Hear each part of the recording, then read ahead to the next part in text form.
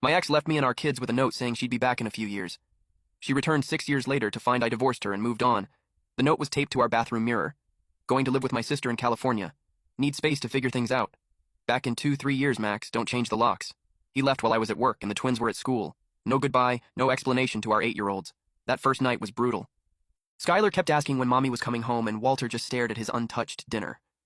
I had no idea how to explain that their mother had essentially abandoned them for a midlife crisis. But something weird happened after the initial shock wore off. Our house became peaceful. No more constant arguing about money, no more her undermining my parenting decisions, no more walking on eggshells around her mood swings. Year 1 was learning mode. I figured out how to braid Skylar's hair after watching YouTube tutorials for hours. I taught Walter to throw a curveball in our backyard. We established routines that actually worked. Homework at the kitchen table, then dinner together every night. Year 2 brought unexpected changes without the stress of a failing marriage. I got promoted at work. The kids' grades improved dramatically. We started family game nights and camping trips.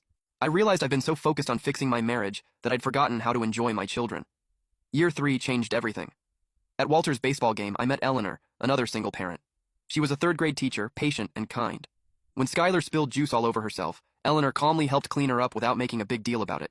That small moment showed me what partnership could actually look like. Eleanor and I took things incredibly slow. The kids had been through enough upheaval. But gradually, she became part of our routine.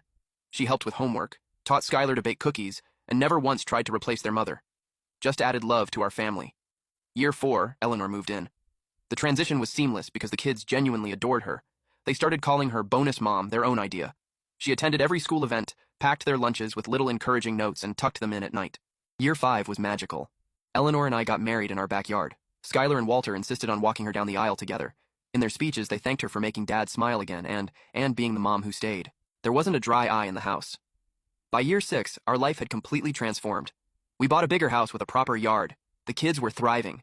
Skylar made honor roll. Walter was team captain. Eleanor had legally adopted them after my ex's parental rights were terminated for abandonment. We were a real family.